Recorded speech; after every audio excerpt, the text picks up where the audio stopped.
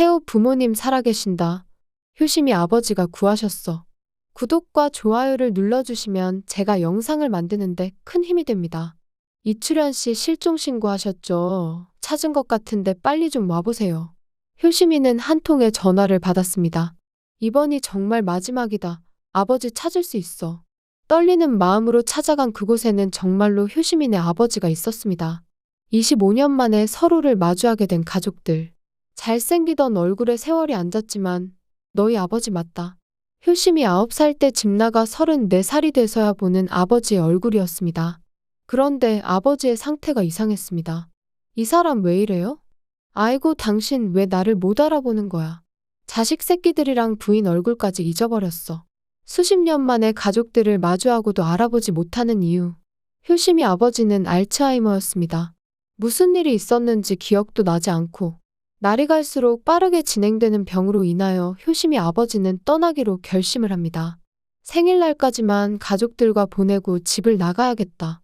날이 갈수록 기억을 하나씩 잊어가는데 이래가지고 학생들을 교육할 수나 있겠나? 학교 선생님이던 자신이 하필 치매라니. 키워야 될 자식이 넷이나 되는 가장인데 이래가지고는 직업활동을 할 수도 없었죠.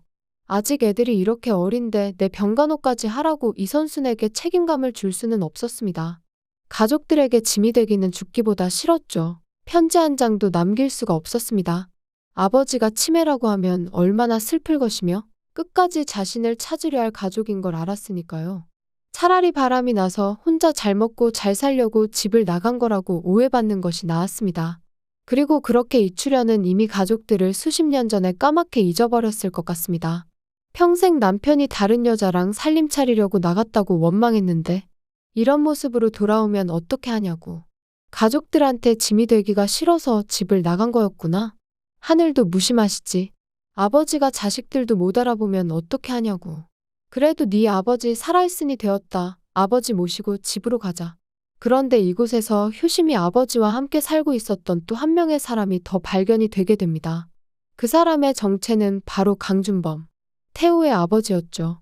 효심이 아버지가 대관령 사고에서 나를 살린 생명의 은인입니다.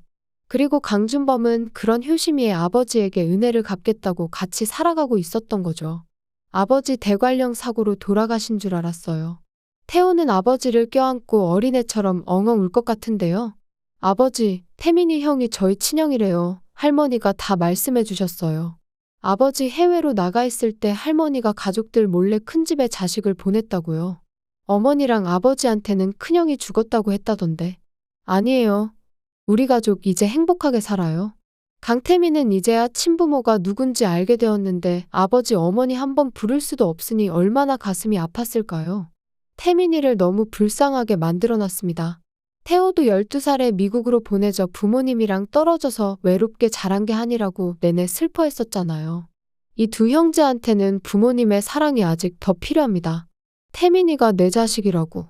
태민아 미안하다 미안해. 내 자식을 알아보지도 못했다니. 우리 가족 이제 헤어지지 말자꾸나. 우리 아들 태호와 형님 딸 효심씨가 결혼할 사이라니. 정말 저희는 인연인가 봅니다. 우리는 이제 사돈이 되겠네요. 안 그래도 효준이랑 미림의 혼전 임신 때문에 저번에 인사드리려던 게 물 건너갔었는데 이렇게 효심이네와 태호 가족들 모두 모여 상견례를 하려고 했나 봅니다. 신랑 아버지와 신부 아버지 모두 살아 돌아오셨으니 이제 혼주석이 비워질 일은 없겠는데요. 이선수는 효성이에 이어 효심이까지 자식 결혼 준비를 혼자 해야 되는구나 했었는데 태호랑 효심이 결혼식은 아주 행복하게 모두의 축복을 받으면서 진행이 될 것 같습니다. 이제 태민이와 태호가 친형제라는 것까지 밝혀졌으니 호적 정리 또한 다시 해야겠죠. 태호 아버지가 이제 그날의 사고를 증언하고 태산에 돌아올 테니 죄를 지은 사람들은 감옥에 가야 하고요.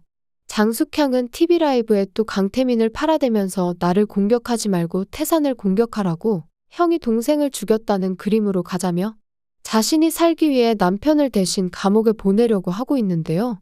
남편도 팔고 친자식 아니라고 태민이도 감옥에 대신 보내더니 죄는 다 장숙향이 지어놓고 말입니다. 하지만 태민이를 진심으로 사랑했던 최수경은 태민이와 태호 형제에게 아버지가 이를 꾸미고 계신다는 것을 알려주었습니다. 최수경의 도움으로 다행히 미리 대처를 할 수 있게 되었죠. 이미 감옥에 가기로 결심까지 했었으니 이제는 강진범이 자수를 해야 합니다. 친자식이 아닌데도 그렇게 부모를 따르던 태민이를 봐서라도 더 이상 자식한테 부끄러운 아버지가 되면 안 되잖아요. 이대로 또 다시 숨는다면 장숙향과 다를 바 없는 인간입니다. 준범아, 형이 잘못했다. 네가 언제라도 돌아올까봐 그동안 겁이 나서 구두방에 숨어 있었어. 이제 나는 자수를 하러 간다. 우리 아들 태민이 이제 아버지 찾아줘야지. 강진범은 그리고 이제 기자회견을 통하여 고개를 숙이게 될지도 모르겠습니다. 우선 저희 어머니 최명희 고문과 강준범 부회장이 살아있다는 것을 밝힙니다. 대관령 사고의 진범은 제가 아니라 장숙향과 염진수입니다. 사고가 나던 그날 저는 한밤중에 장숙향이 말리는데도 불구하고 대관령까지 동생 차를 바로 따라붙어서 쫓아갔었어요. 내 손으로 동생을 직접 죽이려고요. 하지만 장숙향이 그날 밤 저를 말렸던 데는 다 이유가 있었습니다. 제가 대관령에 가지 않았어도 차 사고는 일어날 예정이었으니 말입니다.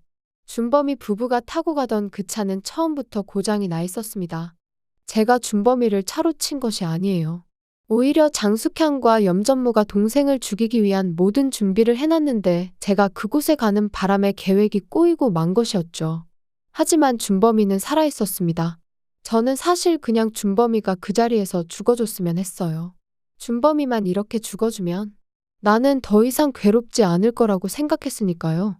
동생보다 못난 형으로 사는 것도 이제 끝이다 속이 시원했죠. 하지만 그때 차 사고가 난 것을 보고 다가오는 사람이 있었어요. 그 사람은 결국 뒤집혀진 차에서 준범이를 꺼냈습니다. 준범이는 용기 있었던 그분 덕분에 살 수가 있었습니다.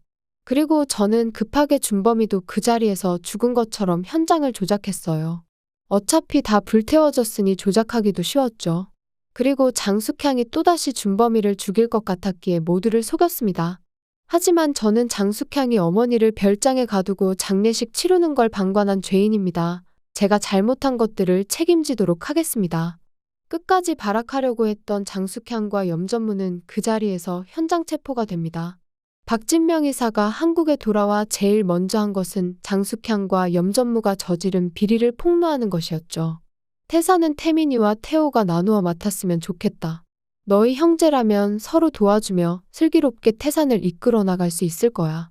가족 때문에 힘들었지만 모든 걸 이겨내고 효심이와 태호 가족이 드디어 행복을 찾을 수 있기를 바라봅니다. 구독과 좋아요를 눌러주시면 제가 영상을 만드는데 큰 힘이 됩니다. 시청해주셔서 감사합니다.